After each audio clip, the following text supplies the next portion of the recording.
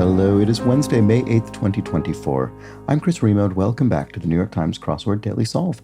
It's a Wednesday crossword today, which means we've got a midweek, mid-difficulty puzzle to solve today, a themed puzzle. I can see some shaded cells peeking through the gauzy privacy veil there in the grid. And this midweek, mid-difficulty edition of the Daily Solve has been brought to us by Mitchell Turek, Henrik Koskinen, and, as always, the indomitable Showmaster and the ineffable Josh Bordeaux. So thank you so much to the four of them. They're benefactors of the Daily Solve Patreon campaign, which means they support this channel. They make this series a sustainable part of my daily work. I'm very grateful to them for that. And if you'd like to contribute as well, you can do so at patreon.com/dailysolve or via the description field link. You'll find there all of the bonus videos available to patrons, as well as for benefactors, the Let's Check the Crosses official mug. And thank you to everybody who supports the campaign at any level. I really do appreciate it. There's also, of course, the Daily Solve Discord chat server, which you can join via a description-filled link.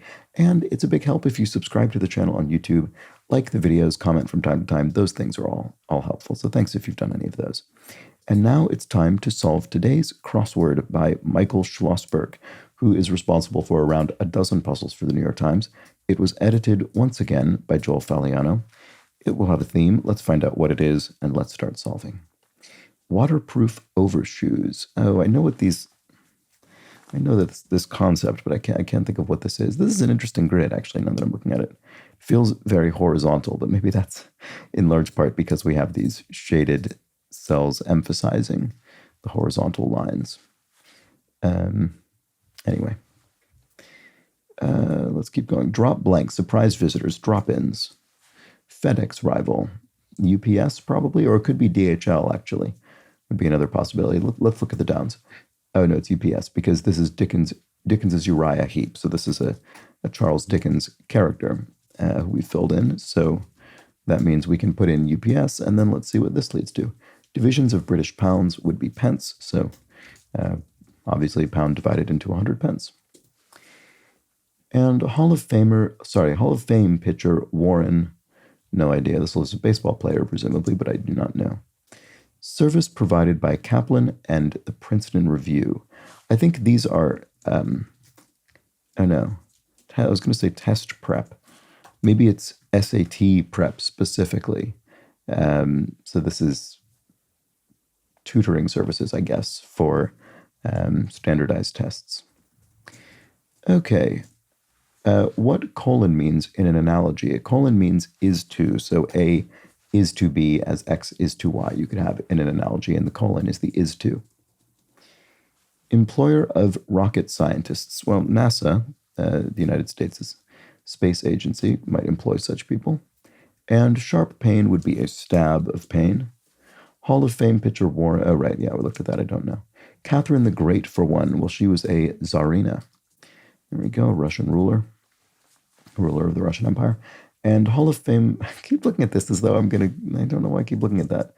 City on Florida's Space Coast. Something beach. Why do I not know what this is? It's annoying to me that I can't think what that is. But anyway, something beach, clearly. Antebellum. Antebellum means literally pre-war. There we go. And when pigs fly, you might say sarcastically to indicate something that you do not expect to happen. And then we finally, for the umpteenth time that I've looked at this clue, we can finally answer it. Hall of Fame pitcher Warren Spahn, which I have to admit I do not recognize. So there we go. There's a corner. Let's keep going. Jim who sang Time in a Bottle. I don't recognize that. Abnormally deep sleep. Abnormally deep sleep. I'm not sure what that's getting at. Okay, well, how do we get through this little corner here? Superconductor, question mark. Not sure what we're even asking for there. Coward. I don't know. Some poison control center cases in brief. Some poison control center cases in brief. So this will be the name of a poison or a condition. Oh, no, never mind, I don't know. I was thinking maybe alcohol poisoning or something, but I don't know. Doomsday Preppers stockpile.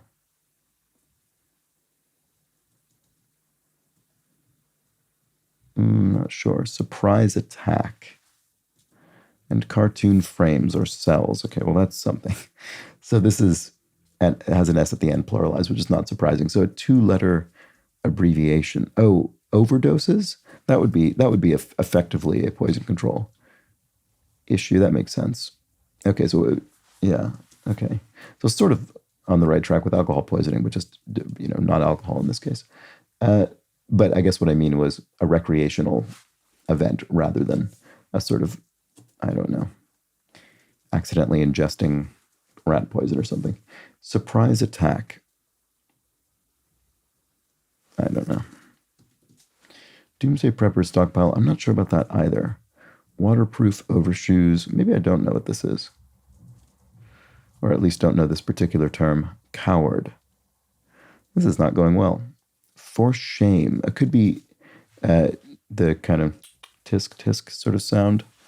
Let's see. Does that help with this? Coward. Oh, a milksop is that's someone who's essentially a coward, right? Oh. So ammo is the Doomsday Prepper stockpile, right? I guess that makes sense. Surprise attack. A raid, maybe a kind of midnight raid. Oh, Arctics? Is that what these are? Okay, this was not the word I was thinking of. But I can't bring to mind whatever it was I was thinking of. But I think this is what this is. So then part of TGIF is this is the phrase, thank God it's Friday.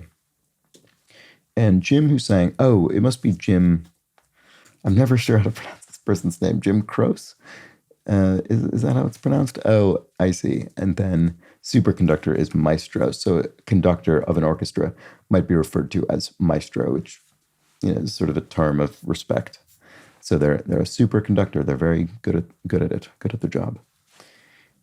So it looks like milksop was correct. That's good. Oh, and we have milk. Oh, Cocoa Beach must be this because we have milk, cocoa, and who knows what else. Maybe these will be baking ingredients of a particular recipe. We'll find out soon enough. Abnormally deep sleep. Ah, right. Soper, as in soporific, tiring or exhausting, or in this case, a tired or exhausted state. And then The Marriage of Figaro is an example of an opera. There we go. Sleeveless undergarment for short is a camisole. Oops. And Mazda sports car, Mazda Miata, is a model of Mazda. Blank flour, ingredient in some gluten-free baking recipe. Is that right? Okay, this probably isn't thematic, but it might be a bit of a tip towards the theme. Anyway, oat flour, presumably this is. Having a baby bump, slangily. Prego? Yeah, I think that's probably right. Okay, bassist Meyer. I don't know. Oscar Mayer, presumably not the answer. Recede. To recede is to ebb. If tide ebbs, it recedes. Couple could be a duo, maybe? Oh, Edgar, probably. Edgar Meyer must be the bassist. I don't think I know this musician. So a couple probably is a duo. And then Pontiac muscle cars are GTOs. That's a classic sports car sort of designation. And then nickname for a clumsy person, oh, Butterfingers. There we go. So we do have milk, cocoa, butter. I mean, it does seem like we're making a brownie or a cookie or something like that. We'll find out soon. Oh, sugar, this will be, I bet. Some stir-fry vegetables, yes. Sugar,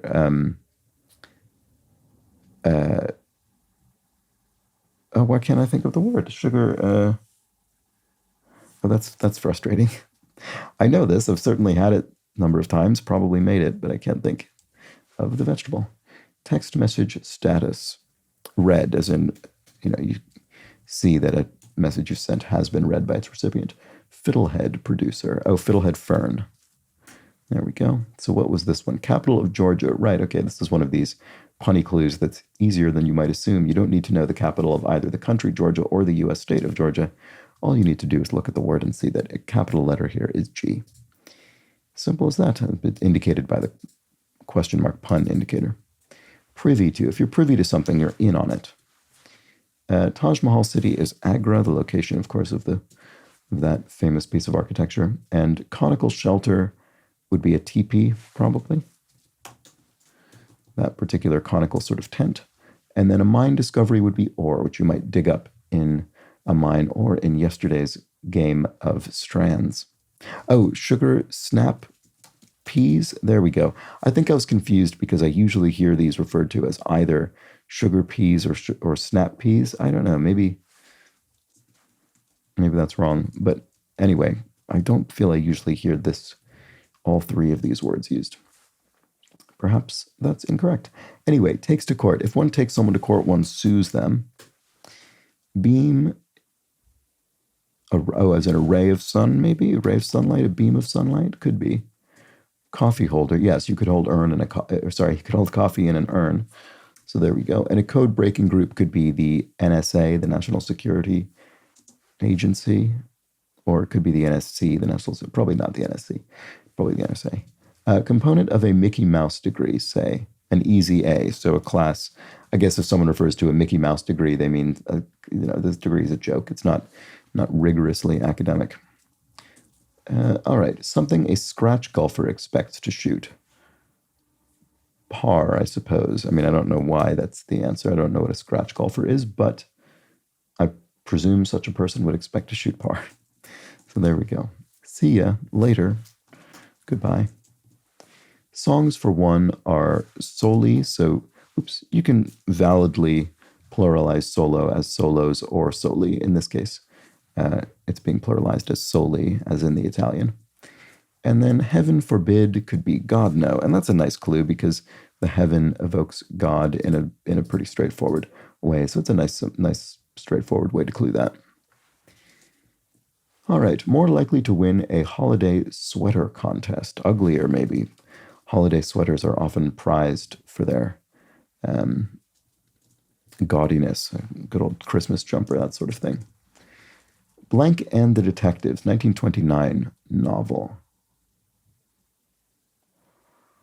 I don't think I know this. Doesn't ring a bell. Kick out. Eject or evict, maybe? Not sure which. Rapper with the hit 1990 album To the Extreme. Oh, it must be Vanilla Ice because of the ingredients. Milk, cocoa, butter, sugar, vanilla. So that was helpful in this case. So yeah, these do seem like, clearly we're baking a recipe. We'll find out what it is momentarily. Evict is the answer to the kick-out clue. And blank in Emile, maybe? I still don't really recognize it, but it would fit. Virginia's George something University. I don't know if I know this. Like argon, that's an inert gas. So there we go. That's something. This could be Emile. George Mason University. That does sound sort of familiar. That's triggering at least a pang of recognition, if not kind of deep knowledge. So what about this? That's a terrible hiding spot. I see you might say. In your terrible hiding spot. Some harsh cleaners are lies. So I think lie was in the puzzle yesterday. Or maybe lie was part of the clue and the answer was base because a lie is a base. I don't remember. But in any case, lie was referenced yesterday. In this case, as a harsh cleaner.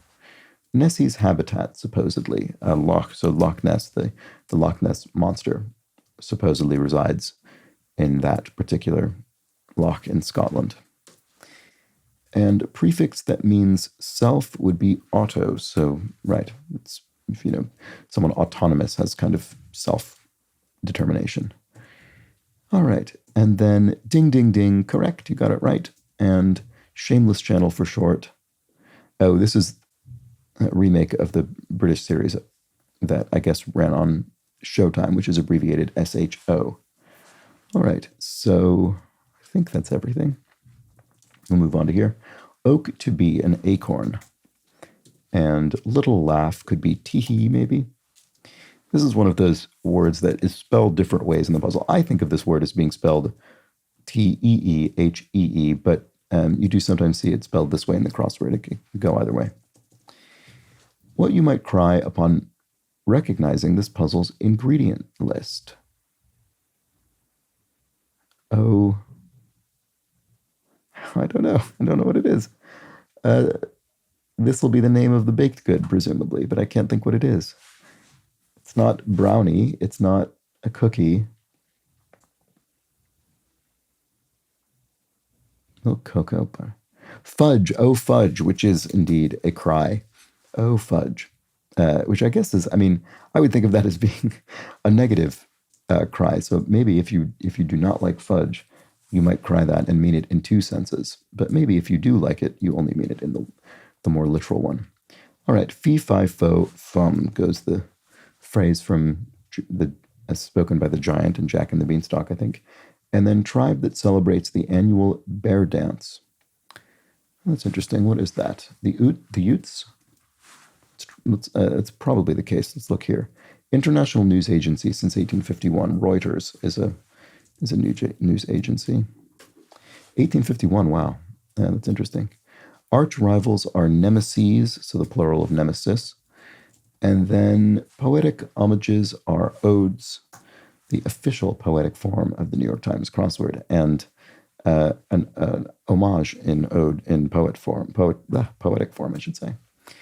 All right, the Oni of Japanese folklore, e.g., that's that very distinctive-looking Japanese ogre figure. So there we go. And then come clean with up would be to admit to something, to fess up. And then that concludes the crossword by answering 58 across. A gut punch response could be an oof, you might say, if hit in the gut physically or metaphorically. There we go. That was the crossword. I think that was a fairly approachable Wednesday puzzle. I think fairly reasonably pitched for a Wednesday. Let me know if you agree with that. And we had our nice little O, and yet once again, I think maybe for the third time in a row this week, we have our revealer positioned precisely where we would expect it to be positioned. As predicted by Lyell's law, it is 3 rows up from the bottom of the grid in this southeastern corner, and it's in the crosses, of course, and there we have it. It's the revealer, meaning it's the clue and answer that explain what's going on with the theme elsewhere in the grid.